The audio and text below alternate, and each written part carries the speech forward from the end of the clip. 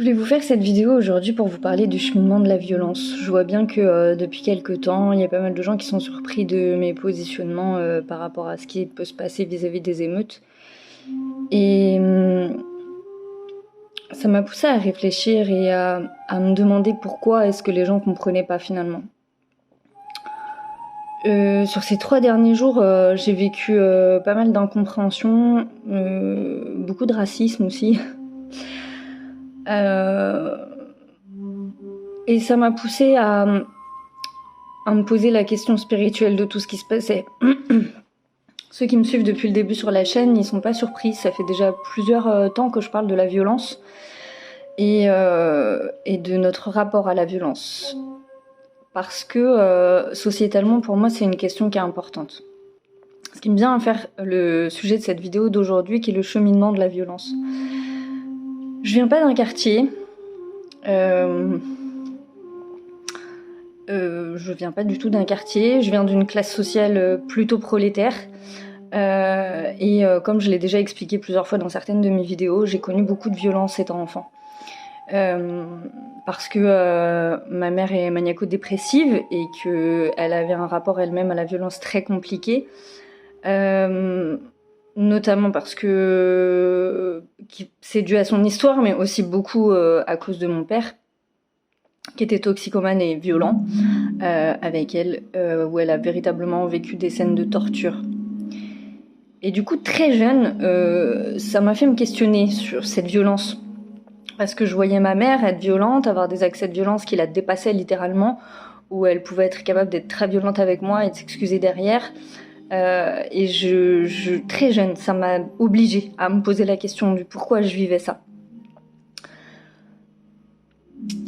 Du coup, ça m'a fait m'intéresser à son histoire. Et ça m'a fait me poser plein de questions diverses et variées sur l'origine de la violence et surtout pourquoi on la reproduisait. Et j'ai eu qu'une terreur pendant très longtemps, c'était de reproduire cette même violence. Parce qu'en fait, la violence, c'est un peu comme un virus. C'est un petit peu comme un poison. C'est un petit peu quelque chose qui coule dans vos veines et qui peut se réveiller à tout moment sans que vous en ayez vraiment conscience. Et je l'ai encore expérimenté jusqu'à il n'y a pas si longtemps dans ma vie. Et dans ma vie d'adulte, on m'a beaucoup demandé « Mais pourquoi t'es si agressive ? Pourquoi t'es si en colère ? La vie n'est pas un combat ?» Et j'étais en colère, du coup, contre ces gens qui comprenaient pas pourquoi est-ce que j'étais comme ça. J'étais comme ça parce que depuis mon enfance, ma vie, ça a été un combat. Et il y a des gens qui expérimentent ça. Et je crois que l'erreur principale qu'on fait sur l'analyse de tout ça, c'est de penser que c'est une question de race, c'est une question de couleur de peau, c'est une question de naissance, c'est une question de précarité. C'est tout, en fait. C'est une question de précarité et du fait qu'on n'a pas tous la même capacité à gérer tout ça. Si je suis la Morgane que je suis aujourd'hui, que vous pouvez voir sur ces vidéos, c'est parce que j'ai eu la chance d'avoir des référents, des amis de mes parents qui m'ont montré autre chose, qui m'ont montré que la violence, c'était pas une fin en soi et qu'il y avait pas que ça partout, qu'on pouvait communiquer autrement. Ma mère criait beaucoup, je vous l'ai déjà dit. J'avais ce réflexe et je l'ai eu longtemps d'avoir le réflexe de gueuler en permanence parce que j'avais vu que ça finalement. Et qu'un enfant éponge ce qu'il connaît. Et quand on grandit dans un milieu empreint de violence, on est très en colère. Je sais très bien ce que vous allez me dire, je les vois arriver les commentaires, qu'il y a des gens qui vivent dans un environnement violent et qui reproduisent pas, etc. Oui, et Dieu bénisse et heureusement. Et je crois vraiment sincèrement que ces gens-là, justement, sont des modèles. Ils doivent témoigner de leur histoire pour pouvoir la partager et expliquer aux gens qu'il y a d'autres manières de faire. Mais la vie m'a appris à ne pas juger la violence de l'autre, mais à regarder ma propre violence. D'accord ? Je connais plein de personnes qui ont des parcours comme le mien, qui ont reproduit. D'autres qui ont des parcours comme le mien et qui n'ont pas reproduit.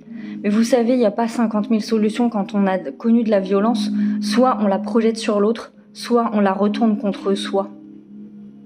Et très souvent, les gens qui ont eu des parcours de violence, c'est des gens très durs dans leur vie, c'est des gens très exigeants, très souvent qui deviennent carriéristes d'ailleurs parce qu'ils en font une force et ils en font un moteur. Et ça s'appelle transmuter ses blessures. Mais parfois, ça va aussi à l'extrême parce que quand on est trop dur avec soi, ça finit toujours par nous poser des petits problèmes dans la vie. Tout ça pour dire que la violence, elle s'exprimera d'une manière ou d'une autre, et que, vous voyez,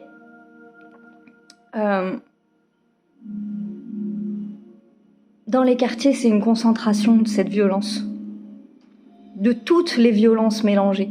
Et ça veut pas dire, encore une fois, qu'il faut excuser, qu'il faut justifier. Il n'y a rien qui justifie la violence. Et jamais dans mes propos je ne la justifierai.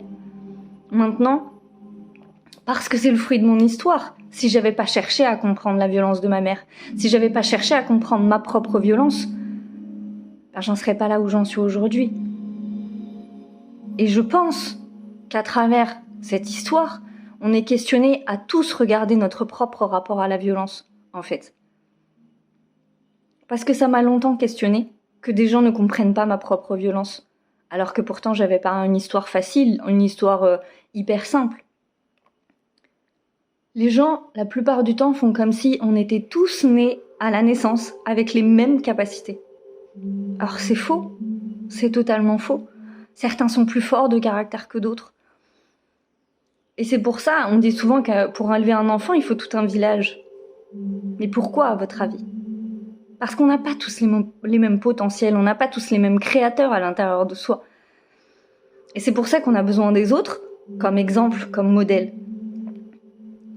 Et c'est aussi pour ça que je parlais de la manipulation, parce que pour moi, la plus grosse manipulation qu'il y a autour des quartiers, vous pouvez me partager les vidéos des clips de Nino ou de Jul pendant 107 ans, pour moi, la plus grosse manipulation qui existe par rapport au quartier, c'est la manipulation qu'on en a fait dès le début.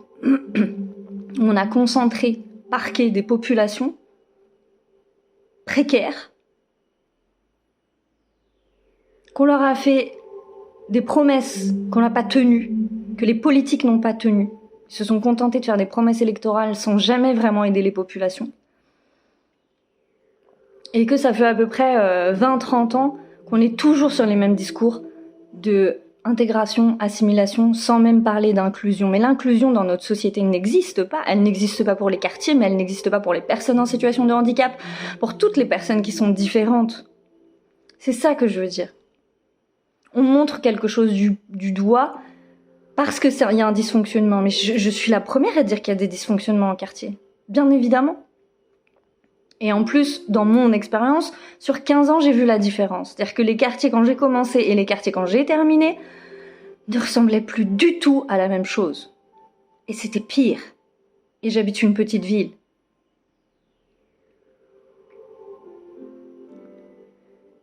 Donc ça crée de la violence. Ça crée énormément de violence. Et énormément d'injustice. Et moi, je viens pas d'un quartier, mais quand j'étais plus jeune, j'avais des réactions de jalousie et de colère très fortes envers les enfants qui n'avaient pas ma vie. Parce que je trouvais ça pas juste. Parce que eux, ils étaient pas obligés de s'occuper de leurs frères et sœurs à 14 ans, quand eux, ils pouvaient s'amuser.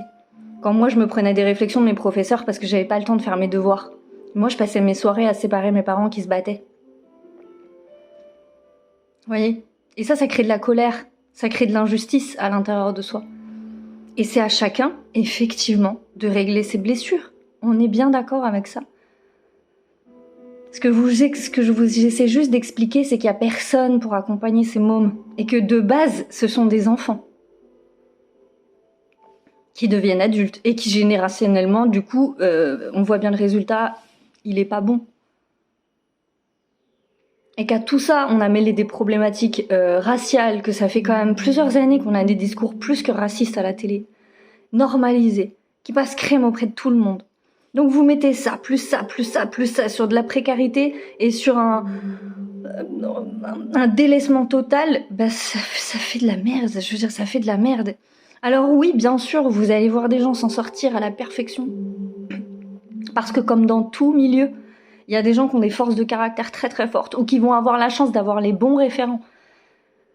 Un bon entraîneur sportif par exemple, ou un bon animateur dans une maison de quartier, ou je sais pas, ou une tante, ou un cousin, qui va leur montrer que, regarde, il y a d'autres options, t'es pas obligé de choisir la rue, t'es pas obligé de choisir la violence. Quand on a parlé des cartes scolaires, vous savez ce que les parents font pour ne pas que les enfants aillent dans les écoles de quartier? Personne n'a envie d'aller dans ces écoles. Pourquoi personne n'a envie d'aller dans ces écoles? Pas seulement parce que les mômes sont insupportables. Moi, en 15 ans de travail, j'ai vu des esprits brillants. Mais effectivement, c'est difficile de briller dans un environnement violent. Quand on doit s'occuper de ses frères et sœurs, même s'il y en a qui le font à la perfection, et qui arrivent à s'en sortir. En plus. Mais ceux-là, on les voit pas, on n'en parle pas. Ou très peu, ou pas assez. Mais effectivement, sur la masse, ça sera pas la majorité. Ça sera pas la majorité. Et ces problématiques-là, vous les retrouvez dans d'autres milieux, dans les milieux ruraux notamment. Tous les milieux où vous allez avoir de l'isolement et de la précarité. Alors oui, il y a une différence effectivement au niveau des subventions qu'on va donner aux uns et aux autres, mais en vrai, ça change rien. Parce que sans vraie politique derrière, sans vraie volonté de faire mieux, il n'y a rien qui se passe de mieux. Et la violence est un poison. Et c'est un poison dans notre société. C'est un poison dans les quartiers, mais c'est un poison partout. Parce que la violence qu'on voit sur les réseaux sociaux en ce moment, la violence qu'on voit dans nos télés en ce moment, je suis désolée de vous le dire, mais c'est un poison exactement de la même manière. Et c'est un poison qui se diffuse lentement, tranquillement dans les esprits, et qui finit par envahir tout notre être, et par pervertir nos pensées. Et je vois pas comment on peut s'en sortir sans un minimum de compréhension, sans un minimum d'empathie, y compris envers les gens qui sont en colère. Alors non, ça justifiera jamais la stupidité. De toute façon, quand on est en colère, on a rarement des réactions intelligentes. Très rarement. Vous rajoutez à ça, encore une fois, qu'on a tout fait pour pervertir ces quartiers. Tout. Skyrock, des artistes qui font de la musique de merde, je sais pas comment le dire autrement, parce que quand on écoute du Caris avec chouin chouin chouin à longueur de journée, on ne devient pas très intelligent. Tout a été fait. Tout a été fait pour débiliser la jeunesse. Tout a été fait pour pervertir les esprits. Tout. C'est juste ça que j'essaie de dire à travers mes propos et c'est juste ça que j'essaie de défendre parce que ce cheminement de la violence, je le connais et que ma propre situation a généré de la violence que j'ai parfois reportée sur les autres. Et il a fallu que je grandisse et que je mûrisse beaucoup pour apprendre à la canaliser cette violence et en faire quelque chose de bien. Mais j'aimerais aussi que les gens aient en tête que le manque d'empathie, le manque de compréhension, le jugement, c'est de la violence au même titre. Alors que c'est sûr que c'est pas la même chose que de casser un abribus ou d'incendier une voiture, mais c'est tout aussi violent et ça produit une violence tout aussi claire et nette que la première. C'est pour ça que ça fait près de 2 ans maintenant que j'appelle les gens à se questionner autour de la violence. Parce que la violence dans notre société, elle est partout, quoi qu'on en dise. Quoi qu'on en dise. Même à travers les gens les plus calmes. Et c'est pour ça que je l'ai dit aussi à bon nombre de fois sur cette chaîne. La bienveillance. Sans empathie. L'appel à être juste positif tout le temps. C'est de la violence aussi. C'est de la violence aussi.